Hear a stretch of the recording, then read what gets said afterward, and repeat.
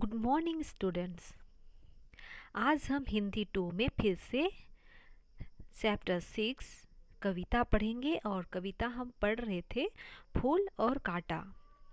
और हम प्रस्तुत कविता फूल और कांटा जो कवि अयोध्या सिंह उपाध्याय हरिऔध द्वारा लिखी गई है, और फूल और कांटा का महत्व के बारे में हमें बताया गया है कि फूल और कांटा हमारे लिए कितनी महत्वपूर्ण है। तो फिर से आज हम प्रस्तुत कविता फूल और कांटा पढ़कर फिर से समझेंगे। तो चलिए अब हम फूल और कांटा कविता की शुरुआत फिर से करते हैं और समझते हैं। प्रस्तुत कविता फूल और कांटे कवि अयोध्या सिंह उपाध्याय हरिऔध द्वारा रचित है। इस कविता में उन्होंने फूल और कांटे की तुलना उनके विभिन्न प्राकृतिक स्वाभाविक गुणों के आधार पर की है। एक ही पौधे में इन दोनों का जन्म एक ही स्थान पर होता है, पर इनके व्यवहारिक गुणों में बहुत अंतर है। इन दोनों का भरण पोषण एक ही अवस्था में होता है, लेकिन इनके गुणों से जमीन आसमान का फर्क नजर आता है। कांटे उंगलियों में चुभते हैं। ये किसी के बहुमूल्य वस्त्र की कीमत की परवाह न करते हुए उन्हें भी फाड़ देते हैं। प्यारे प्यारे मनोहर तितलियों यानी कि प्यारे प्यारे सुंदर तितलियों के पंख को काट देते हैं। ये काले भौरों को भी नहीं छोड़ते जो पराग यानी कि रस पान के उद्देश्य से फूल पर मंडराते हैं और फूल पर बैठते हैं, पर कांटे उन्हें भी घायल कर देते हैं। इन सभी अवगुण के विपरीत अवस्था में मौजूद फूल का स्वभाव बहुत ही अच्छा एवं सराहनीय यानी कि उनका गुणगान करने योग्य है। फूल तितलियों को अपनी गोद में बिठाते हैं तथा भौरों को अपना पराग यानी कि रस पान कराते हैं। अपने आकर्षक रंगों से यह सदैव दूसरों को प्रभावित एवं आकर्षित करते रहते हैं। ये सर्वप्रिय तथा देवताओं के शीश पर पूजा के रूप में चढ़ाए जाते हैं। कहने का तात्पर्य यह है कि भले ही मनुष्य अच्छे या उच्च कुल में जन्मा हो, पर उसका स्वभाव अच्छा ना हो, उनमें बड़पन के भाव नहीं है, तो सब व्यर्थ है। मनुष्य की महत्ता एवं उसकी सच्ची पहचान उसके सद्गुणों एवं व्यवहार से होती है, ना कि ऊंचे कुल यानी कि बड़े होने पर। जन्म लेकर घृणित कार्य करते हैं, कि जो ऊंचे कुल में जन्म लेते हैं, बड़े परिवार में जो जन्म लेते हैं, अच्छे घर से जो होते हैं, वो घृणित कार्य करने से मनुष्य को आदर्श जीवन व्यतीत करने के उद्देश्य से फूल के स्वाभाविक गुणों को अपनाना चाहिए।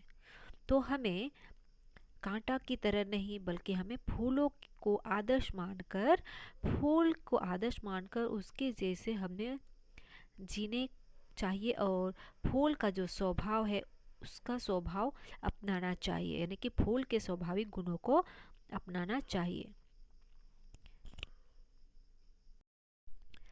कविता का संक्षिप्त परिचय फिर से हम समझते हैं। इस कविता में कवि ने फूल और कांटे के माध्यम से यह बताने का प्रयास किया है, हमें यह स्पष्ट किया है कि ऊंच कुल में जन्म लेने से कोई बड़ा नहीं होता। यानी कि बड़े लोग के बीच में जो बच्चा जन्म लेता है, ऐसे कुल में जो जन्म लेता है, वह कोई बड़ा नहीं होता, बल्कि अपने गुणों से बड़ा होता है। इस कविता में कवि ने हमें फूल और कांटे के माध्यम से यही स्पष्ट करना चाहा है और बताया है कि उच्च कुल में जन्म लेने से कोई बड़ा नहीं होता है, बल्कि अपने गुणों से इंसान बड़ा कहलाता है, बड़ा माना जाता है। और दूसरा हमें यही बताए हैं कि प्रकृति के अंग में समान रूप से पोषित होने पर भी अपने कार्य व्यवहार से कांटा सभी की आंखों में खटकता है, तो फूल देवों के शीश पर चढ़ाया जाता है, यानी कि शोभनीय माना जाता है।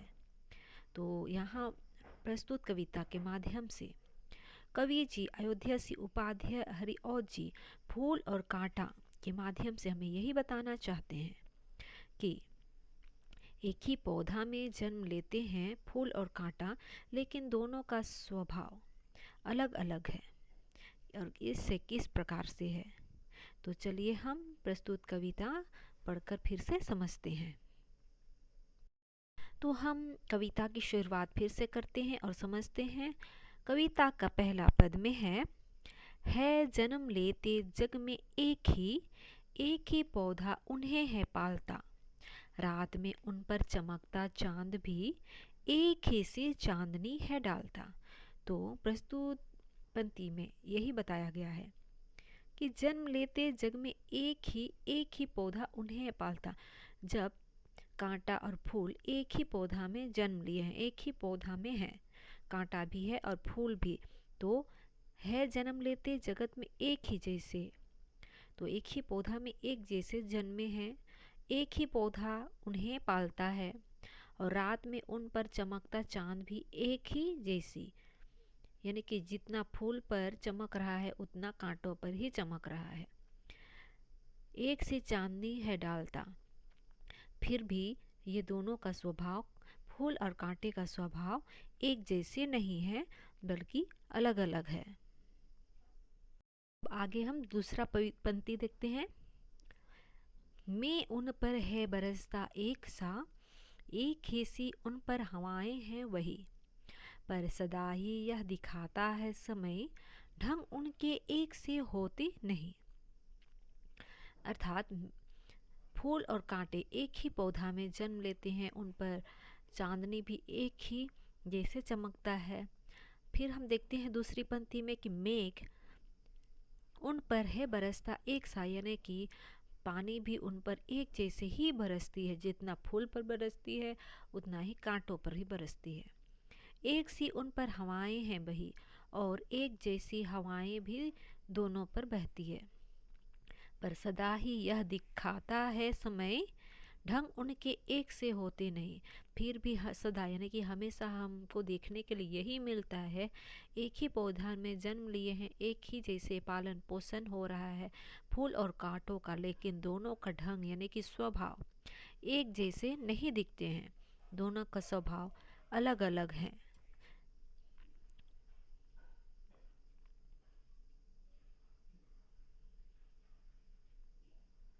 आगे तीसरा पंक्ति देखते हैं। छेद कर कांटा किसी की उंगलियां, फाड़ देता है किसी का वरवसन, और प्यारी तितलियों का पर कतर, भौरों का है वेद देता श्याम तन। अब हम फूल के बारे में देखें, अब हम कांटों के स्वभाव के बारे में जानते हैं कि तीसरी पंक्ति के माध्यम से कवि जी हमें कांटा के बारे में यही कहते हैं कि छेद कर कांटा किसी की उंगलियां, जब हम फूल तोड़ने के लिए जाते हैं तो कांटा का स्वभाव यही है कि वह हमारे उंगलियों को छेद कर देता है, जिसके कारण अंगुली छेद होने से रहू यानी कि खून बहने लगता है। और इतना ही नहीं, हमें चुभ जाने से बहुत दर्द होता है, बहुत कष्ट होता है और घाव भी हो जाता है। और कभी हम देखते हैं कि फाड़ देता है किसी का वरवसन, और जब हम फूल तोड़ने के लिए जाते हैं तो ये कांटा जो फूल में लगी है, कांटा वह किसी का कपड़ा भी फाड़ देता है, इतनी कीमती वस्त्र के बारे में भी नहीं जानता है और कपड़ा को भी फाड़ देता है। और प्यारी तितलियों का पर कतर, और भौरों का है वेद देता श्याम तन, और प्यारी तितलियों का, जो प्यारी तितलियां उड़ती है और फूलों पर बैठ जाती है, उनके जो पंख है, प्यारी सी पंख जो है, उसे भी काट देता है, छेद कर देता है। और भौरों का है भेद देता श्याम तन, और जो भौरा भी फूल के ऊपर में मंडराती है रस पान के लिए, उनके श्याम तन को भी भेद देता है, छेद कर देता है। तो इस प्रकार हम देखते हैं कि एक ही पौधा में जन्म लेते हैं फूल और कांटों, लेकिन कांटा और फूल का स्वभाव बहुत ही भिन्न है, बहुत ही अलग है। कांटा का स्वभाव है दूसरों को दुख पहुंचाना, कष्ट पहुंचाना, लेकिन फूलों का स्वभाव इस तरह नहीं है। फूलों का स्वभाव है हर मनुष्य को, हर लोगों को खुश करना, अपनी ओर आकर्षित करना, यानी कि फूल को देखकर सब अपनी ओर आकर्षित हो जाते हैं, फूल की ओर आकर्षित होते हैं, क्योंकि फूल का स्वभाव है अपने को सुगंध फैलाना, दूसरों के लिए सुगंध फैलाना, दूसरों के लिए अर्पित होना। यानी कि फूल को देखते हैं हम भगवान के चरणों में चढ़ाते हैं, घर के सजावट के लिए लगाया जाता है, और बहुत कुछ हम जानते हैं कि फूल का स्वभाव कैसे है। अब हम आगे चौथा पद देखेंगे। फूल लेकर तितलियों को गोद में, भौर को अपना अनूठा रस पिला, निज सुगंधी और निराले रंग से है सदा देता कली दिल को खिला। तो हम देखे तीसरी पंक्ति में, हम देखे तीसरे पद में कि कांटों के बारे में कहा गया है कि कांटा किसी का वस्त्र फाड़ देता है जब हम फूल तोड़ने जाते हैं, और भौरा और तितली का भी पंख छेद कर देता है। लेकिन फूल का स्वभाव कांटा के स्वभाव से बहुत ही अलग है। क्यों ना दोनों का पालन पोषण एक ही पौधा में एक ही जैसे होता है, लेकिन दोनों का स्वभाव अलग ही है। तो हम देखते हैं कि फूल लेकर तितलियों को गोद में और भौरों को अपना अनूठा रस पिला, यानी कि फूल के ऊपर तितलियां और भौरा अपना रस पान करने के लिए मंडराते रहते हैं और फूलों पर बैठ जाते हैं। इसलिए कहा गया है कि फूल लेकर तितलियों को गोद में, यानी कि फूल तितलियों को अपने गोद में लेते हैं और भौरों को अपना अनूठा रस पिलाते हैं। निज सुगंधी और निराले रंग से है सदा देता कली दिल को खिला, यानी कि अपने सुगंध से और निराले रंग से, अलग अलग विभिन्न प्रकार के सुंदर सुंदर रंगों से सदा हमेशा सभी को खुश कर देता है, सभी को अपनी ओर आकर्षित कर देता है। तो इस प्रकार हम देखते हैं कि कांटों का स्वभाव अलग है और फूलों का स्वभाव अलग है, क्यों ना एक ही पौधा में जन्म लिए हैं। अब हम आगे पांचवी पद देखते हैं। प्रस्तुत कविता के पांचवी पद में है, खटकता है एक सबकी आंखों में, दूसरा है सुहाता सुर शीश पर, किस तरह कुल की बढ़ाई काम दे, जो किसी में हो बड़पन की कसर।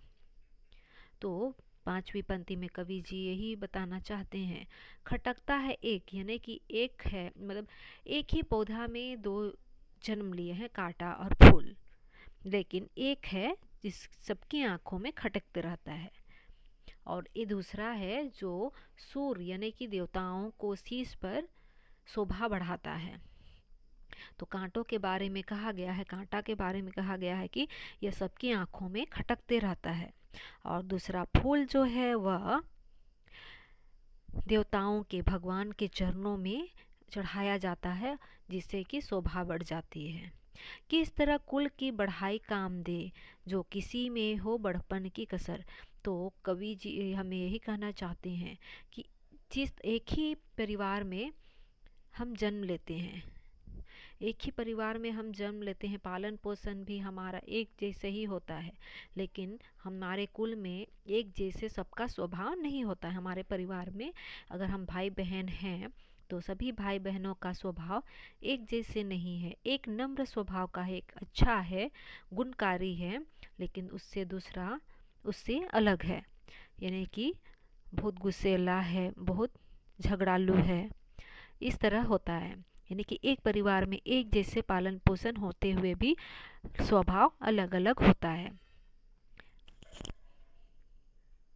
प्रस्तुत कविता के माध्यम से कवि अयोध्या सिंह उपाध्याय हरिऔध जी हमें यही बताना चाहते हैं और यही कहना चाहते हैं कि भले ही मनुष्य का अच्छे या उच्च कुल में जन्मा हो, यानी कि अच्छे परिवार में जन्मा हो, पर उसका स्वभाव अच्छा ना हो, उनमें बड़पन के भाव नहीं है, तो सब व्यर्थ है। मनुष्य का महत्व एवं उसकी सच्ची पहचान उसके सद्गुणों एवं व्यवहार से होती है। ना कि ऊंचे कुल में जन्म लेकर घृणित कार्य करने से। आदर्श जीवन व्यतीत करने के उद्देश्य से मनुष्य को फूल के स्वाभाविक गुणों को अपनाना चाहिए। तो हमें जरूर प्रस्तुत कविता फूल और कांटा समझ में आ गई होगी कि कवि अयोध्या सिंह उपाध्याय हरिऔध जी हमें क्या बताना चाहते हैं।